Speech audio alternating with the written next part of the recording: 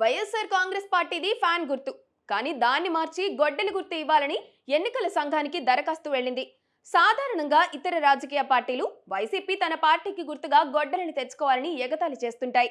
దానికి కారణం ఆ పార్టీకి ఉన్న నేర చరిత్ర. కానీ ఇప్పుడు నిజంగానే గొడ్డలి గుర్తు కావాలని ఆ పార్టీ వ్యవస్థాపకుడి నుంచి ఎన్నికల సంఘానికి లేఖ వెళ్ళింది. ఈ లేఖ ఇప్పుడు వైరల్ గా మారింది. వైఎస్ఆర్సీపీ అంటే వైఎస్ రాజశేఖర్ రెడ్డి కాంగ్రెస్ పార్టీ కాదు, యువజన శ్రామిక రైతు కాంగ్రెస్ పార్టీ. ఈ పార్టీని జగన్ ప్రారంభించలేదు, శివకుమార్ అనే వ్యక్తి ప్రారంభించారు. ఆయన వద్ద నుంచి జగన్ లాక్కున్నారు. శివకుమార్కి ఏదో ఓ చిన్న పదవులు ఇచ్చారు, తర్వాత పట్టించుకోలేదు. ఇప్పుడు మరోసారి శివకుమార్ జగన్ పై తన బాణాలు విసరటం ప్రారంభించారు.